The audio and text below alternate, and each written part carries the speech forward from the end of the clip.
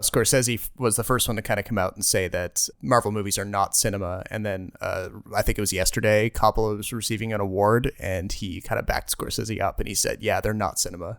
And so all the Marvel fanboys are up in arms. To be fair, though, their definition of cinema is very different from like the general population of what they think cinema is, though, right? Exactly, yeah. And it's such a subjective thing that it's hard to really like, whether you agree with them or not, there's kind of like, it's almost like nothing to really discuss. Yeah, but well, I mean, I think there is a time and place for Marvel movies. It's just that, like, if you're thinking about, you know, cinema as like a dramatic thing, as a character-driven thing, as an experimental thing, yeah, I don't think it counts as cinema, but it doesn't take anything away from the fact that they're very well done and entertaining movies. Do you differentiate between movie and film and cinema, for that matter? No, not really. Yeah, I don't really draw it either. I can see where Scorsese and Coppola are coming from, but I've been in theaters like the opening night of Black Panther, for example, where the audience was so plugged in to what's happening that the guys who from that generation who are trying to argue that it's not cinema, I mean, that kind of clashes with what those people in that Black Panther screening are experiencing. You know, they're cheering and rooting along. And, you know, for me, that's cinema. This whole thing about like what Scorsese has said or what Coppola has said is mostly something that just like the insiders in film Twitter are fussing about. But it is a little bit funny because it does tap into what like hardcore film buffs probably feel as like, you know, maybe they're a little bit irritated about the formulaic quality of Marvel movies, for example. All right. Well, on that note, let's start the show.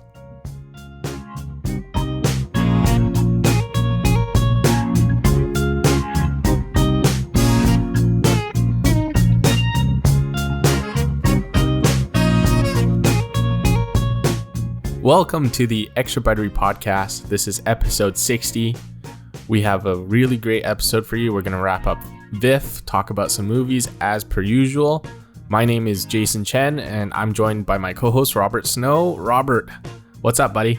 Nothing much. Just having a nice lazy Sunday here on the day we're recording this. Yeah, you were just playing Fallout. Yeah, I took forever to circle around and play Fallout 4, and yeah, I'm about like 60 hours deep in my save file right now, and it's always a fun time being in that. How have we not had a Fallout movie yet? I don't know. I mean, well, of course, video game movies have a bit of a curse to them anyway. Yeah, but like it's like every single video game has a movie made anyway. True. Yeah. Fallout's a weird one though because it's very much based in like, you know, it's a post-apocalyptic, like pure, like post-nuclear kind of wasteland situation. Nuclear? You say nuclear? What is it? Well, how do you say it? It's nuclear. Nuclear? Nuclear. Yeah, it's not. It's two syllables, yeah. Isn't it? Nuclear and nuclear. Like it's just kind of funny that a lot of people say nuclear. Yeah, well, potato, I guess. Well, aluminium. Yeah. Anyway, though, yeah. So, but the weird thing about like, and this is, I think, something that all video game movies struggle with is how do you take the experience of like having your hands on a controller or on a keyboard and mouse and making all the choices, you know, in real time and kind of being immersed in it. How do you turn that into a screenplay? See, that's where I think the problem video game movies is that they try to make it feel like you're controlling a person. But to me, a stronger video game movie would just be to take the universe and to completely reinvent an original story. So you can have a movie set in the Fallout world without having, you know, the same characters as you'd play. Yeah, but the other thing about Fallout in particular is that being that it's kind of like a bit of a blend of like a RPG and a first-person shooter, there's this whole mechanic in the game where you can kind of decide where your loyalties lie in the universe. And if you want to be a bad guy and you want to like go around preying on people, you can do that, or you can be a totally good guy, or you can be somewhere in between. And I think maybe it would be difficult for a movie to kind of like select one of those paths and have it feel authentically Fallout, because there'd be plenty of people in the audience who had played the game who'd be like, nah, that's not the way I would have played the game. Yeah, at the same time, though, I mean, it gets pretty boring when Lara Croft and that Assassin's Creed guy plays this character that is too familiar. it makes it really boring. True, yeah. So, but anyway, that's a pretty good segue, because if there was ever a Fallout movie, chances are good that it'll pop up on Letterboxd. True, yeah. The folks on Letterboxd are pretty good about, being on top of even movies that aren't going to come out for like 3 or 4 years from now. But I mentioned Letterboxd is because we've been in contact, and they've been really generous enough in basically helping us grow our little fan base. True, yeah. So what is Letterboxd? Letterboxd is a social network for film discussion and discovery. You can go online, create an account, and you can create a diary to record your films and share your opinions as you watch them, or just to keep track of films that you've seen in the past. Now, there's 2 versions. There's Basic and Pro. The folks at Letterboxd have been really, really nice, and we're going to give away Pro memberships. Yeah, so like, how are we going to do this? Are we going to have folks follow us on Twitter, maybe? Yeah, so between now and the release of our next episode, if you email us or tweet at us or engage with us in any way, shape, or form, you can engage with Rob and I in our personal Twitter accounts. We're going to put your name in a draw, and then each month, I think, we will draw one lucky winner, and you will get a free Pro membership at Letterboxd. And Pro members get an ad-free experience. They get personalized all-time and annual stats. You can clone other people's lists. So if you're jealous of Rob's list, you can clone it. You can filter streams. By streams, I mean your news feed, basically, and everything else that comes with it. So it's pretty cool. Rob and I both use Letterboxd quite frequently. You can connect with us there. Neither of us have Pro memberships, I think. Do you have a Pro membership? No, I don't. I've always intended to, but I'm kind of jealous now of our potential contest winners. Exactly. So if you listen to us, you can keep one step ahead of us and get a Pro membership at Letterboxd. Just shoot us an email with your name and email or contact info, and we will pick one lucky winner every month. Yeah, looking forward to it. Speaking of which, we just wrapped up a pretty busy 2 months, I should say, 2-3 months. Yeah, this has got to be probably the most active time, probably in a long time, both on the site and here on the podcast, just in terms of like the number of stuff that we've been seeing, and certainly like you've been doing the Lord's work, writing up a huge share of the stuff that you were seeing at. So VIF. Last year, I wrote up maybe 3/4 or half the films I saw. This year, I've made like a more concerted effort to do every film. I do find it hard though, because there are a lot of films that I think are just and I feel like I don't have super interesting things to say, because a lot of these films at VIF tend to be smaller budget, tend to be indie films, tend to be CanCon, and with that doesn't mean a decline in quality, but it does mean that they don't have the budget or the time to create something really elaborate or special effects heavy or otherwise a big spectacle. Yeah, it just seems like, a lot of it is kind of like small stories about people struggling in their personal lives. Yeah, and, so individual performances are probably great in each of them, but the screenplays aren't always super innovative. I was gonna say too, like, I don't know if you've noticed this, but at VIF I found like self-destructive characters as like a really prominent theme these days. I don't know if that's a reflection of the world we live in today, but have you noticed that? I feel like because there's so much pre-hype talk about Joker that it kind of tinges everything we see now. Oh, maybe. I didn't really pick up on anything in particular trend-wise, but yeah, maybe those are the kinds of stories that kind of make those smaller budget movies come alive, where if you don't have the money to kind of have a giant ensemble cast or like special effects or something, like maybe you're going to write up a movie that is kind of more about like one person kind of shooting themselves in the foot. Yeah, so as much as I love movies, like going through a festival schedule is pretty exhausting. And I think just seeing characters really shoot themselves in the foot or create their own mess, or for whatever reason be sort of a frustrating character to watch, an annoying character to watch, I think it does compound the effect. So by movie 10, if I see another character who's, destructive or refusing to listen to it, I get really tired. I don't know if you feel the same way. Yeah, I mean, the festival brain kind of sets in for me where, like, even if the movies I'm watching are fairly different from each other, because I've seen so many in such a short period of time, they do start to blend together. And what was your final total by the time VIFF ended? I'm not done yet, actually. I got one or two more films that I have screeners for. Oh, right. Okay. Right. So, but based on Letterboxd, I've seen 13 at VIFF. It should be 15. Was there one in particular that you kind of were interested in?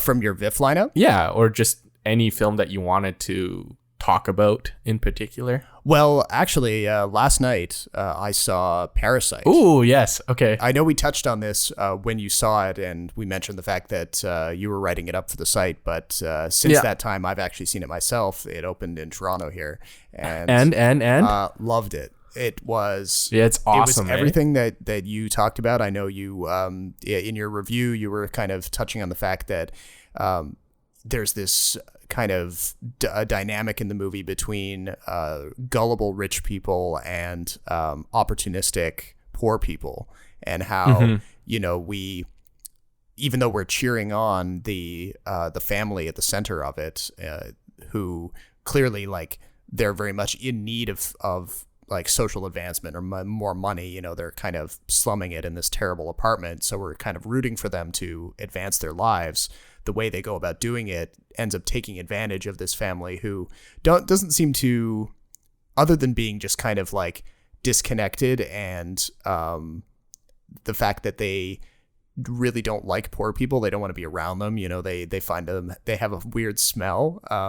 Other than that, they're not. That was one thing that I thought was really, really amazing. Yeah. Other than that, they're not particularly. That poor people smell. And they're like an old radish. They were trying to like put their finger on what the smell was, but they couldn't really do it. But yeah, like the rich family at the center of Parasite, they don't really do anything particularly evil or bad, at least, in the sense of like a typical villain type of character. But you can kind of see how they have it coming to them, And does the poor family come off as anti-heroes then, rather than definitely anti-heroes? Villains, though? I wouldn't. Maybe towards there's no good people in Parasite. No, maybe towards the end, like the what's the name of the dad character? So it's the Parks are the poor family and the Kims are the rich family. Right. So the dad in the poor family, he ends up, spoiler alert, he ends up stabbing the father of the rich family. Yeah. And mostly because like he doesn't like the way the guy kind of sniffed and turned his nose up when he had to extricate the keys to the car from underneath the dead guy. Well, there was like a lot of stuff leading up to it, because the rich family would make kind of offhand comments about how, poor people are smelly or dirty or don't take advantage of opportunities, or that because the rich family has hired them, that they pretty much own them. Like there's that sense of ego and pride from the poor family, especially Mr. Park, yes, that doesn't sit well with him. So there's a lot of like social economic commentary. I'm just glad it's not very one-sided. John Boon-ho tends to do sometimes. I definitely agree with you that like, yeah, it's more balanced than some of his recent movies like Snowpiercer or Okja that also dealt with like socioeconomic problems. Yeah, so Snowpiercer was very like one-sided for sure. Yeah, I mean, it clearly like it almost made it more into a bit of more of a superhero kind of binary where a little bit. The poor people in Snowpiercer are so disadvantaged and so repressed, and the rich people are so holier than thou and so selfish that they're like extremes on either end. And so when they clash, you end up rooting for the poor people because they're such an extreme example of underdogs. And the movie doesn't really spend a lot of time kind of telling it from the rich people's point of view. So yeah, there's less of a gradient there. And then Okja is sort of similar in the sense that there's this big corporation that kind of grants this one small favor to the young girl in it to kind of save her pet. Right. So I don't know, like overall, where did you have this movie? For Parasite? It's definitely going to be my top 10. I think I gave it 5 stars. It's a no doubter. Yeah, it's 5 stars on Letterboxd. Like I mean, it already won the Palme d'Or, so it's kind of sitting pretty high in terms of overall performance in the year. It might be a strong contender for best foreign language film too. I think it's the favorite for best foreign language. It might be a really strong film in the best film category, which I think it is being considered for. I'm not exactly sure again what the rules actually are, but I do think it's getting consideration in both categories. Yeah, I don't know that it'll end up going all that way though. I mean, to me, I'm kind of like coming at it from the perspective of Roma, where it's like a fantastic movie, but I don't know that they're going to give the best picture award to it. They'll definitely, there's probably a high likelihood that it'll get best foreign language, but I don't know if it's going to be best picture. It's one of those movies where I gave it 4.5 just because it kind of went on for a little too long, but just in the middle of the film, just when you think it's starting to get really stale, it turns it on its head.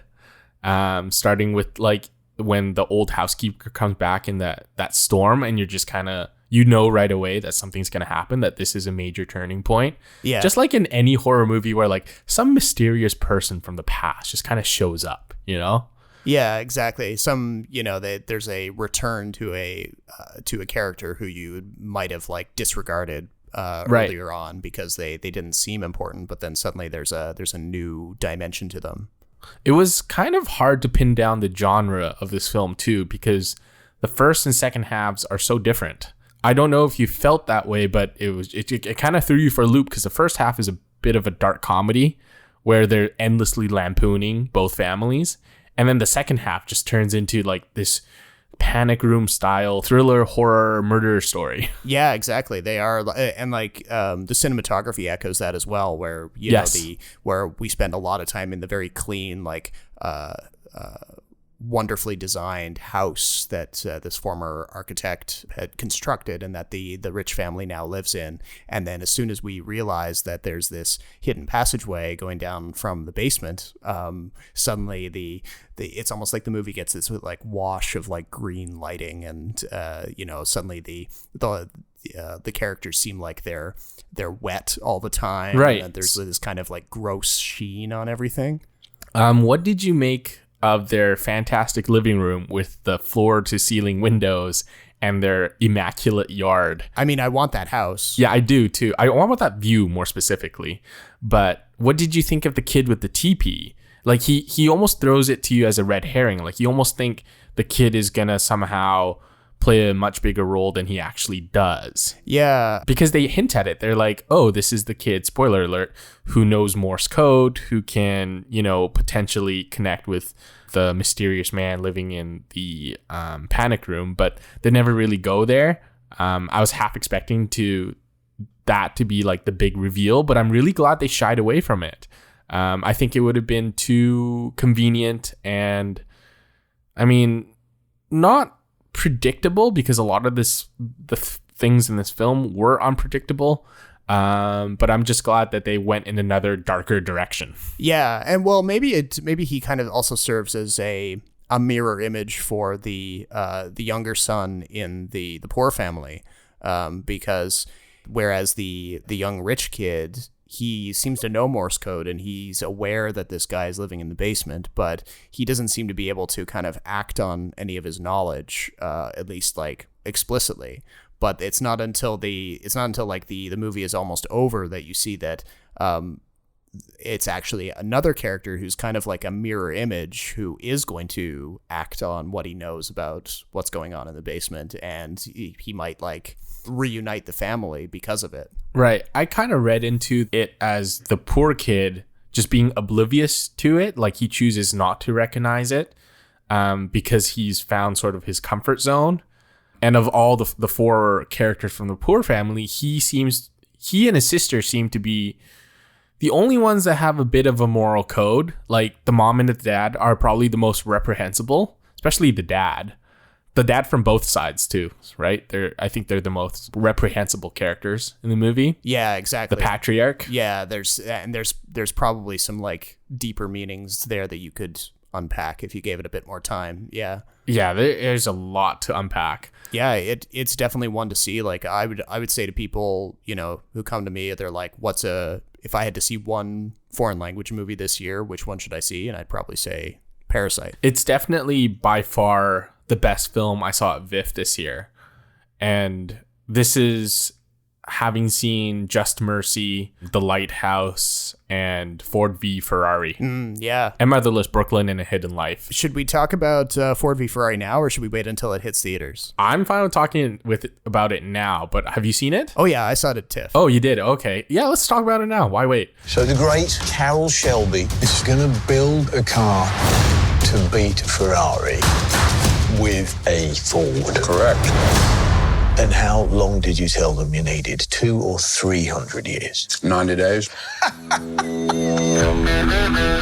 So yeah, Ford v Ferrari. So like this one came, I didn't get to see it until like maybe 2/3 of the way through TIFF. Okay. But I think I saw it at the end of like a 3-movie day. Oh no. So I did not know what my energy level was going to be like if I was going to have the patience for it. But thankfully, like, it's James Mangold, and the guy knows how to put together a really solid screenplay, a really solid ensemble, a solid cliched screenplay. Yeah, so we'll get into that, but nevertheless, like, if this is the kind of movie that you're seeing just like on a 1-movie day, which is arguably like what most people do, we're not crazy.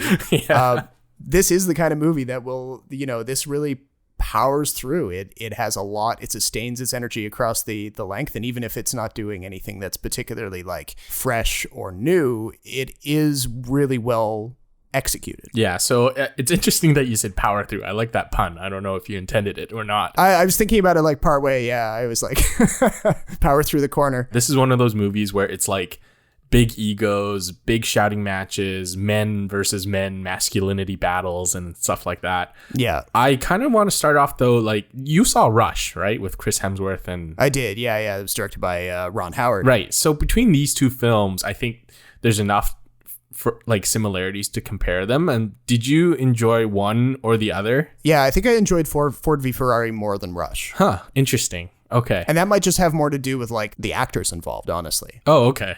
Well, what about story-wise? Because I think in both movies, I thought the actors were quite good. I think Rush had more. Yeah, because in Rush, you have this story of like a very cold, analytical guy who's obsessed with perfection, going up against another racer who is very spur of the moment, instinctive, willing to kind of break the rules to push through. So it's kind of like that, there's a binary there, or dynamic going on there. Whereas in this one, it's more of an underdog story where a bunch of kind of a ragtag group of people, admittedly funded by a huge multinational car company, are going up against the preeminent name in racing. Right. So in my opinion, I thought Rush just had more to do with the dangers of racing and the sport itself.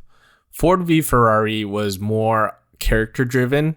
The problem I had with Ford v Ferrari was that it is too cliched. So Christian Bale plays Ken Miles, who is this, like, again, kind of mirroring the character he played in The Fighter, where he's this, like, really off the wall, kind of obsessed dude.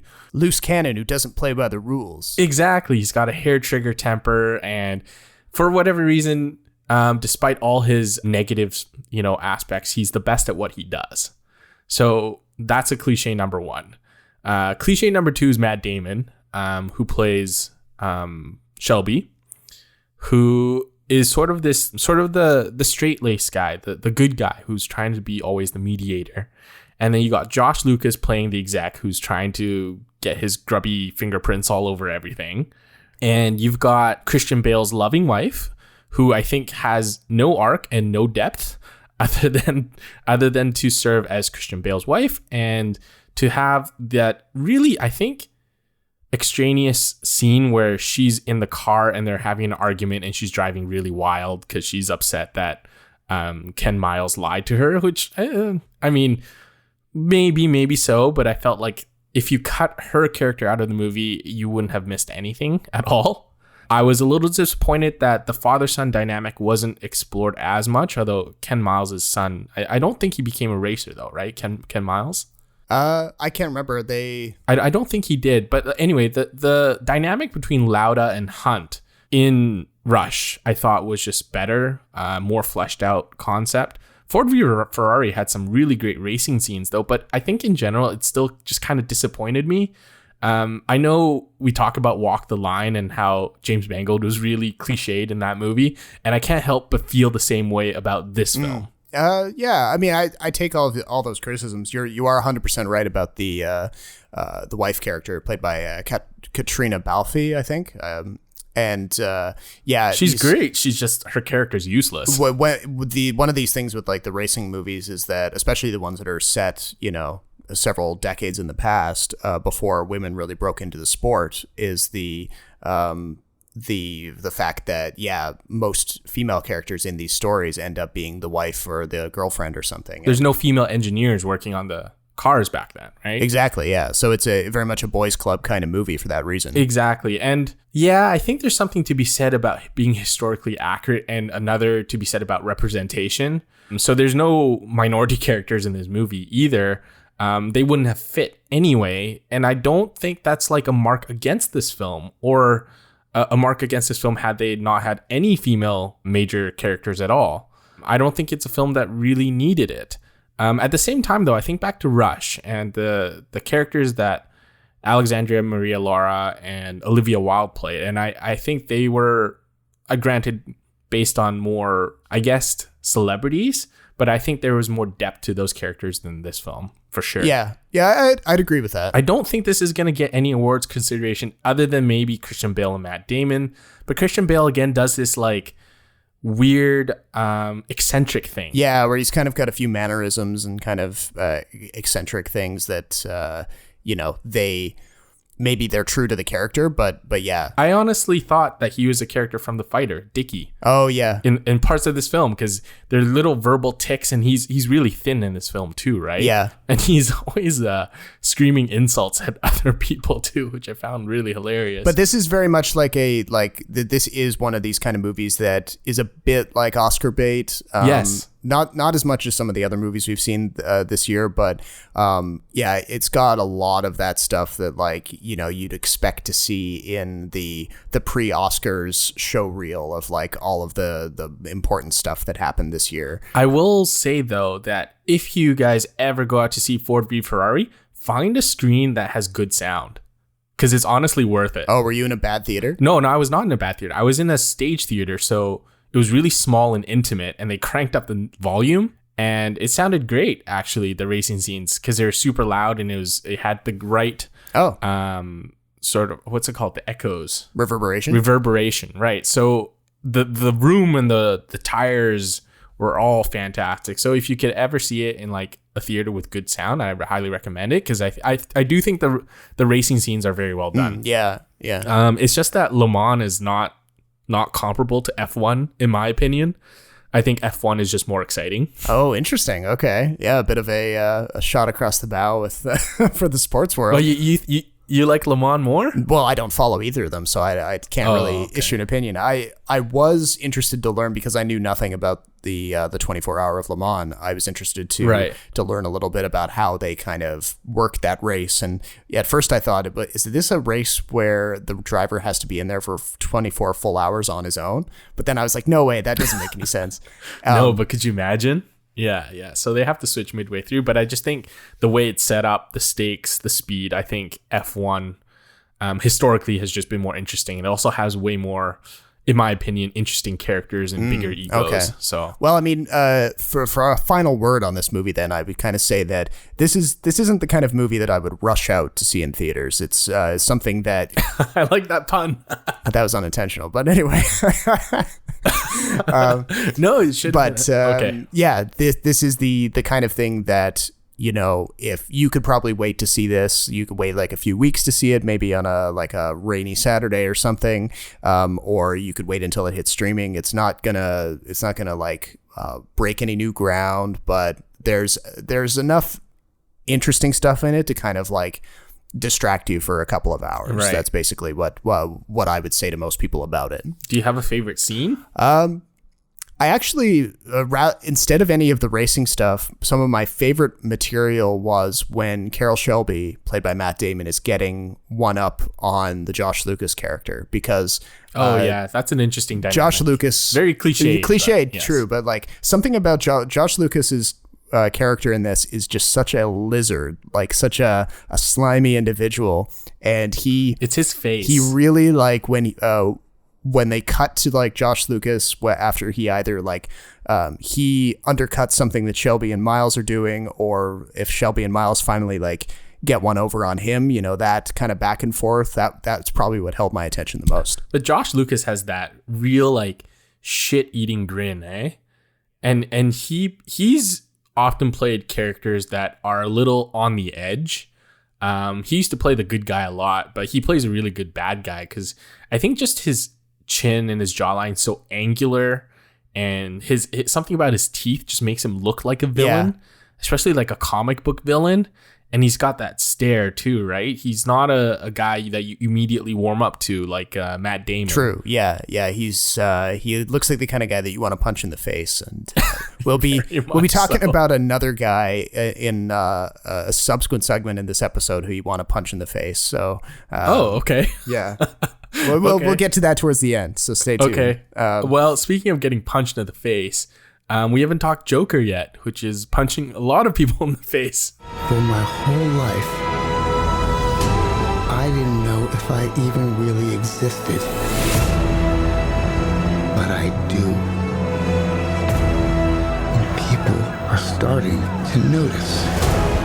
I was thinking, you know, it just so happened that the way we recorded these episodes, that Joker was coming out like pretty much the day or two after we posted the last episode. Yeah. So there's been a couple of weeks in between, but thinking about that, I thought, oh, we're going to be late to the conversation, and, you know, everything that's going to be said about Joker has already been said. But then I thought about it a bit more, and I was actually like, no, maybe it's actually the right time to be talking about Joker, because the kind of like, there was this war going on online about this movie, and it was like so polarized on either side. You had the people who were like convinced that it was a crime against humanity that was encouraging acts of brutality and violence. And then you had other people who were like, no, it's a masterpiece that should be defended at all costs.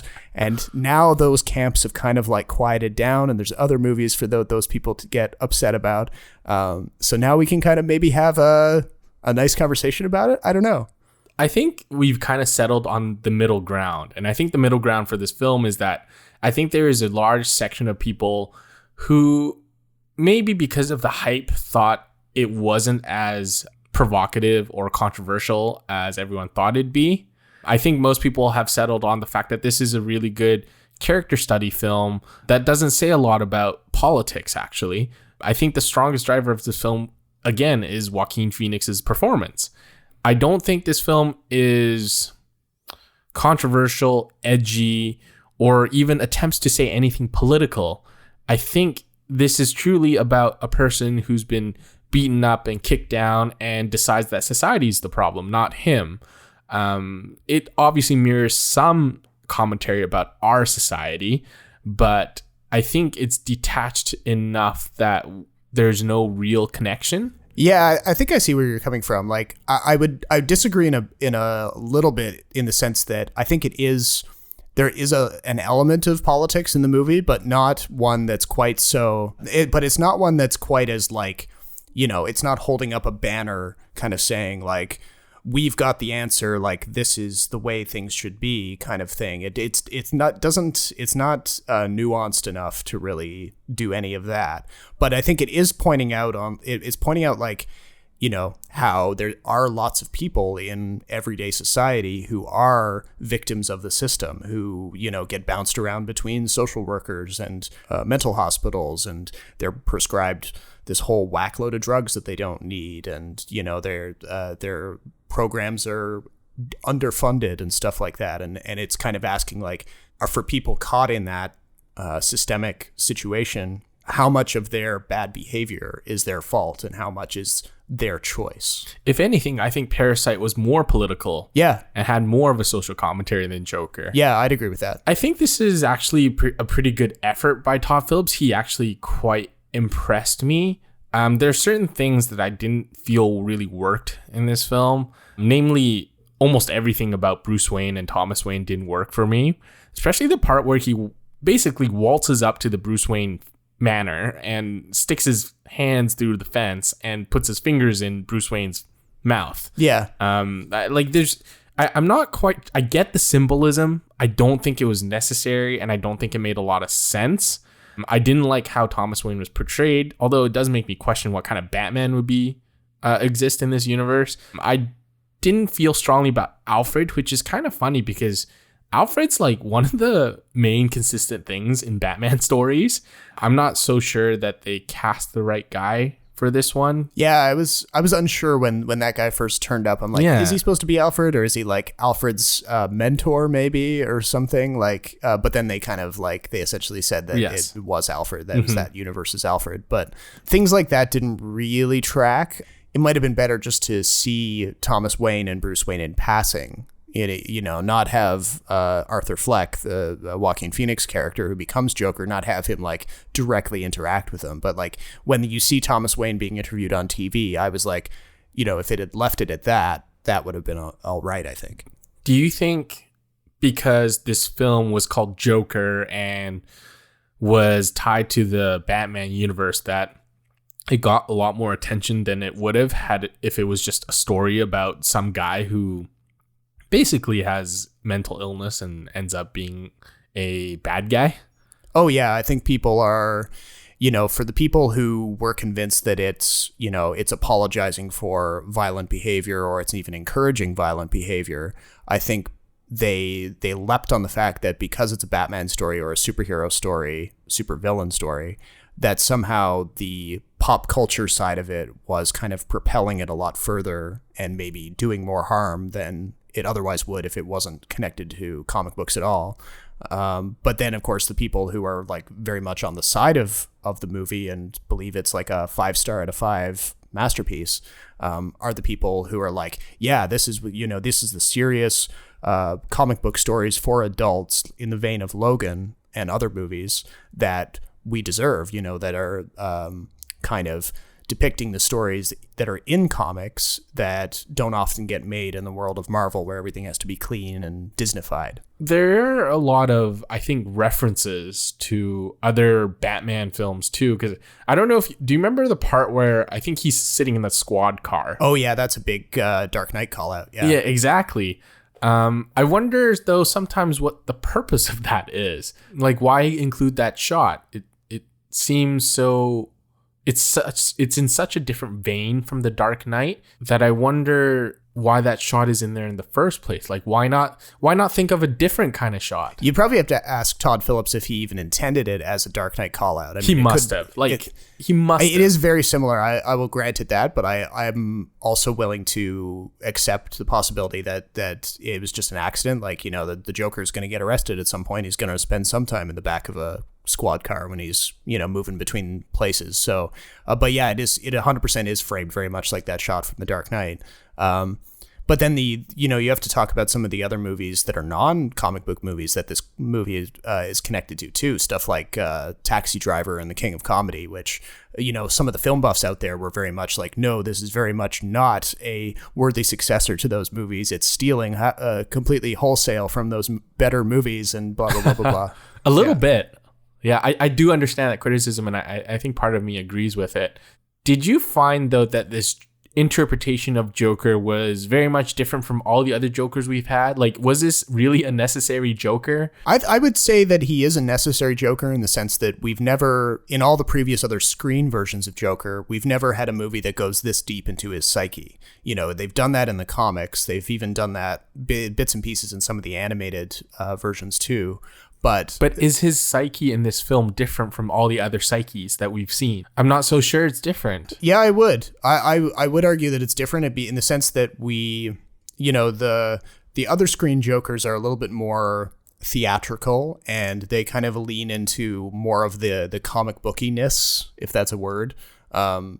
of the character, where they, they're all about the outward image of Joker and the fact that he, he goes toe to toe with Batman, and he's got the Joker gas, or he's got the kind of outlandish schemes. And this Joker is much more like, that product of a bad system, who is kind of a low level thug who just happens to dress up like a clown because it's kind of like, the world he came from kind of thing. So other than Jack Nicholson's Joker, weren't they all low level thugs at one point who have been, bullied or beaten up at some point and then basically forced to turn into the direction that ultimately makes them Joker? True, but then we're seeing it at like an earlier point here where like, the Jack Nicholson Joker, the Heath Ledger Joker now have like gangs of thugs who worship them, and they dress up and they wear kind of like imitation clown masks, and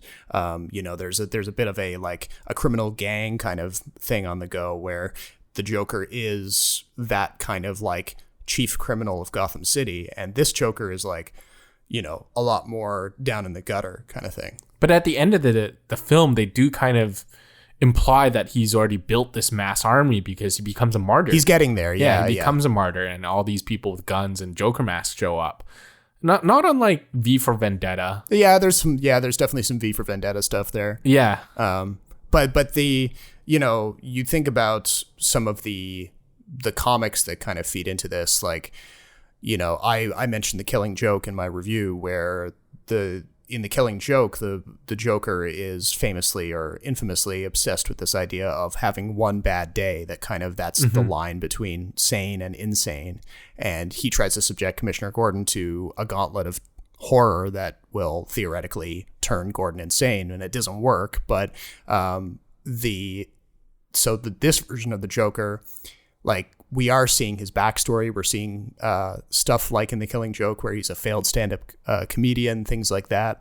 But instead of being one bad day, it's almost like 2 bad weeks or something, where it's more stretched out. It's more kind of like the product of a whole bunch of different factors, and not just like a bunch of things happening to him all at once. And it's clear that his problems have started well before the events of the movie. And they do kind of play around with the idea that maybe we don't know who Arthur Fleck is, because there's a subplot about him not being or being adopted. And, true, yeah. And how his biological parents are still very much unknown. And of course, him being an unreliable narrator, as well as his mom, and as well as Thomas Wayne too. I do appreciate the production value of this film, though. Like, everything very much looks like something of its era, which I think is the 80s, I believe. Yeah, it's like late 70s, early 80s, something like that. Yeah. So there's the pastel walls and just the fabric of the clothes. Yeah. And that's where it borrows a lot from Taxi Driver and King of Comedy, where it's a King of Comedy, which I actually had never seen before this movie came out, and I made an effort to kind of track it down and see it so I could understand like some of the connections between it, and it is like, it's funny which bits and pieces Joker chooses from the King of Comedy to kind of work into its thing. Did you find this movie too derivative? It lacked a lot of original ideas. Did you find that? I wouldn't say no. I wouldn't say it's like too derivative. I would say it's derivative in certain areas, but it's not like it's not ripping off any one movie. I think it's kind of synthesizing a whole bunch of different influences, and for some people those influences will make sense, and for other people it'll feel kind of watered down. I mean, I think it really depends on like what movies you've seen before you see this one. On the same note, though, Robert Pattinson's Batman. It's funny how Joker was coming out, and some of the news about the new movie The Batman starring Robert Pattinson was starting to trickle out at the same time, and there was all these, those dumb clickbait sites that were being like, click here to find out whether Robert Pattinson's Batman will go up against Joaquin Phoenix's Joker and stuff like that. And, anybody who really knows the history of the way these movies are being made will know that none of that's going to happen. It's all, DC is taking this very like solo movie kind of approach, which I've gone to bat for in the past. I think it's a cool idea. But now we actually have a bit more casting info about this Matt Reeves directed Robert Pattinson project. And I'm actually really glad about this change, because I do think Paul Dano is a much better fit as the Riddler. Yeah, he's the guy that I said you want to punch in the face. I do and I don't. I mean, I do. I'm speaking for myself. Every time I see him in a movie, I just want to like wail on him. Really? What about Little Miss Sunshine? Did you want to punch him then? Not so much. I'm not saying like every role he's ever done I want to do it. It's got nothing to do with him. It's the kind of like the fact that he often chooses characters that are in the world of the whatever movie it is. They're very sniveling, very selfish, kind of like you want to punch the character, not Paul Dano. Which makes him like a really great choice for the Riddler because skinny Jonah Hill doesn't have that same sort of annoyingness that Paul Dano has, and the Riddler is a very annoying character about how everything has to be a riddle and there's a bunch of narcissism involved in his character. True, yeah. And like Jonah Hill was in consideration for this movie. You know, apparently he wanted too much money.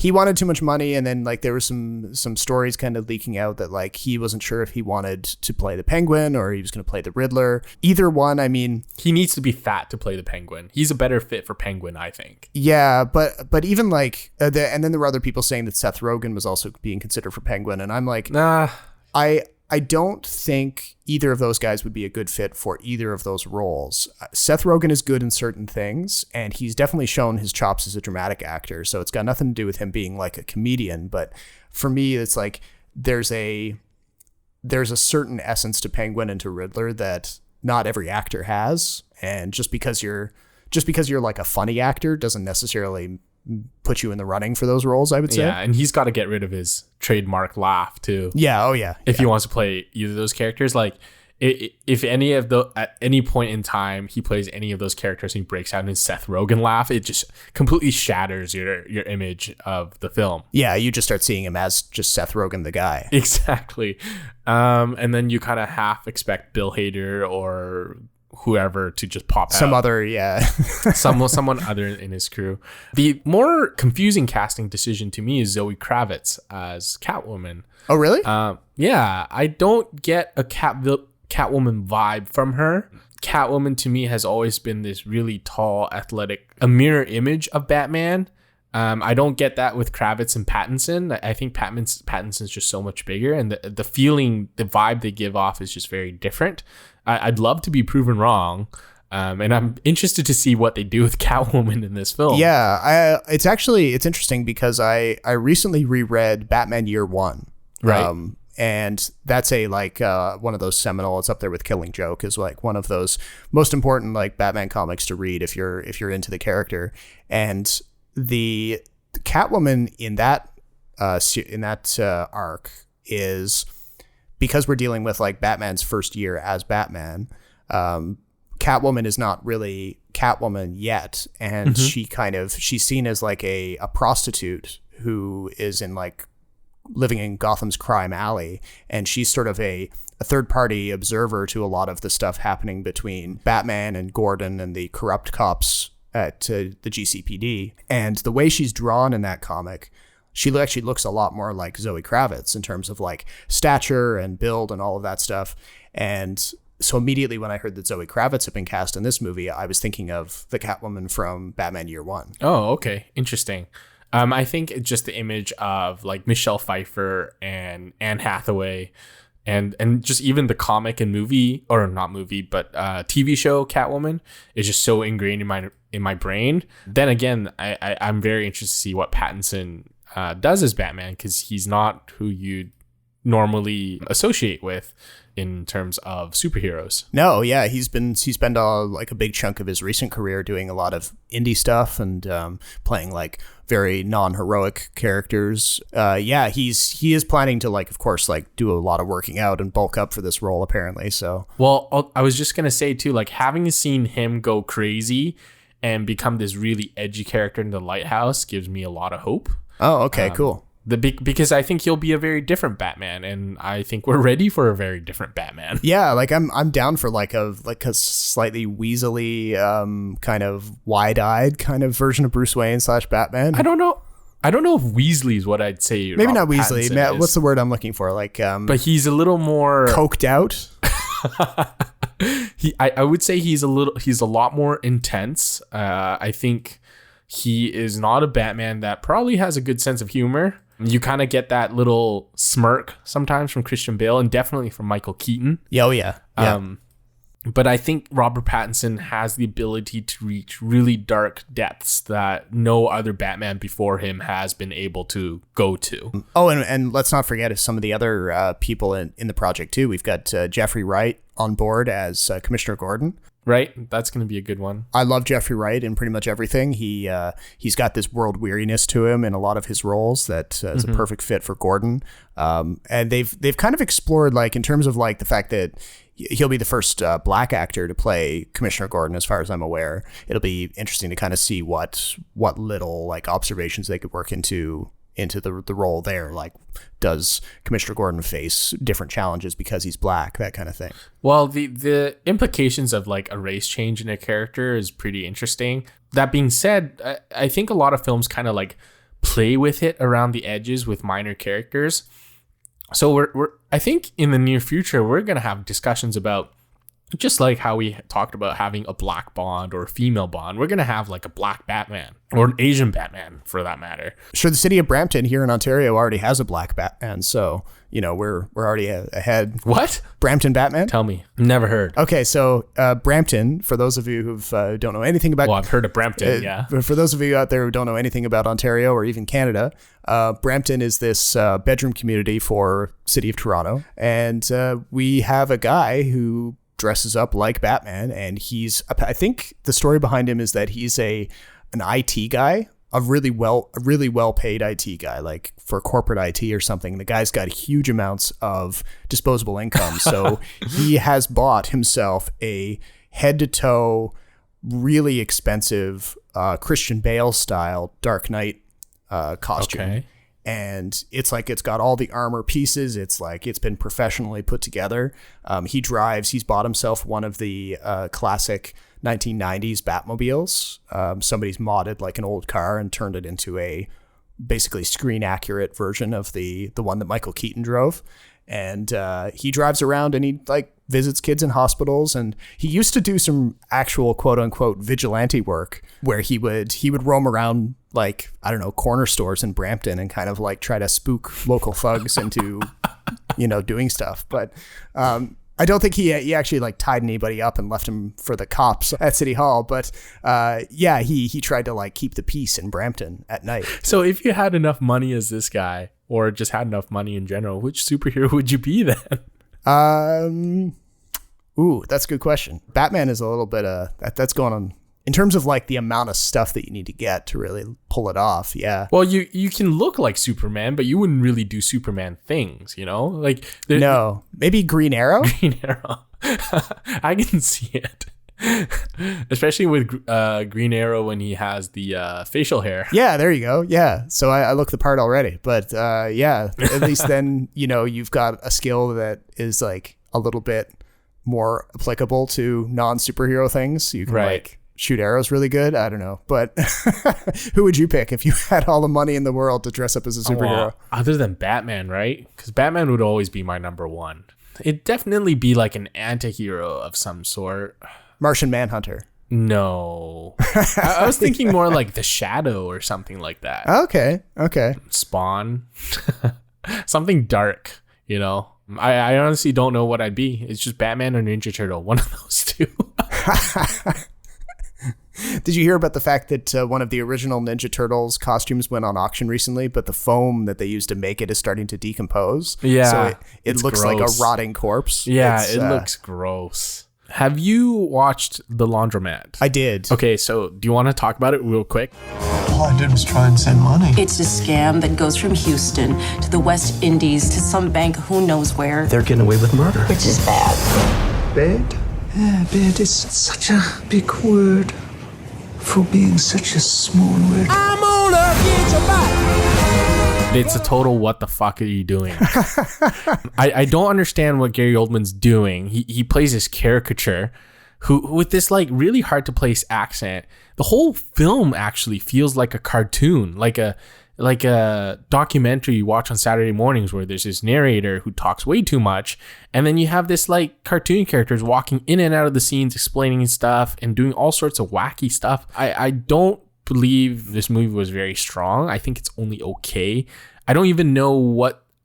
Granted, I saw this at VIF, so I may have to rewatch it on Netflix, but I'm not exactly sure what Meryl Streep's character is supposed to stand for, because there's a reveal at the end that kind of turns the whole thing on its head. Yeah. So, I mean, rewinding just a bit for people who have no idea what we're talking about, The Laundromat is the new movie from Steven Soderbergh, who has decided to dramatize or kind of make a mockumentary, not really a mockumentary, but kind of like a dramatized documentary of the Mossack Fonseca Panama Papers scandal, where these offshore accounts belonging to thousands of the world's wealthiest people were revealed, and it was shown that all of these people were avoiding their responsibilities, not paying any taxes, getting away with defrauding customers, all sorts of bad behavior.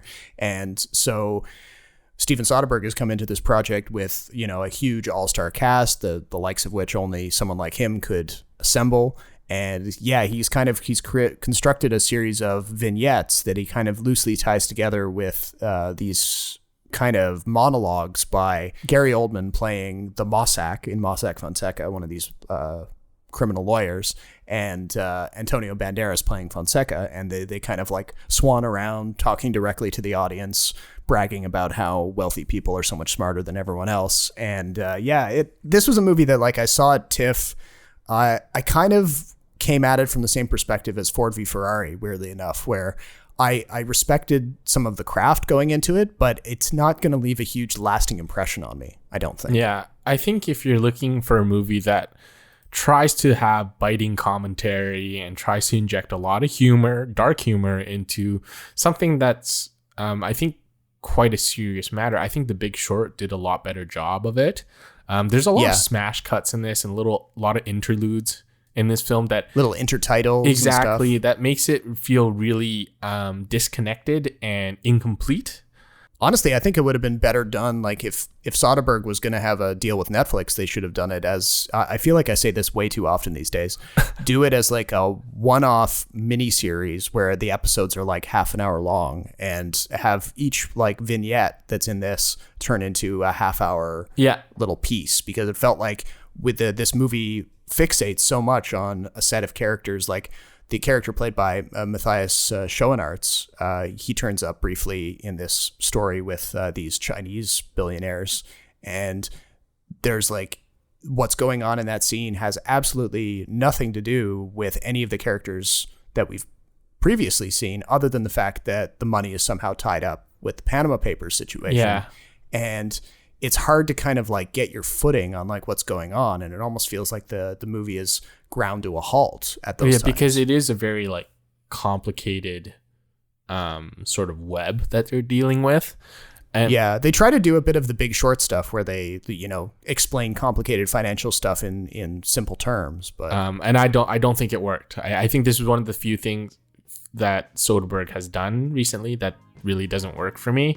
Anyway, I think that does it for this show. Yeah, head on over to kinetoscope.ca, where you'll get to see the gigantic amount of activity that we've had on the site recently. We've got at least 10 or 15 different reviews, including ones for Joker, Ad Astra, Parasite.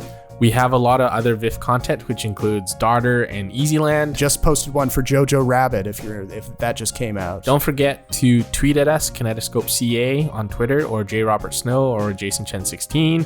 Be sure to drop us a line if you want to win a pro membership to Letterboxd. Pretty neat giveaway, so make sure you tweet at us, contact us, email us, however you can. And coming to you from Vancouver, I'm Jason Chen. And coming to you from Toronto, I'm Robert Snow. Thank you so much for listening, and we'll talk to you next time.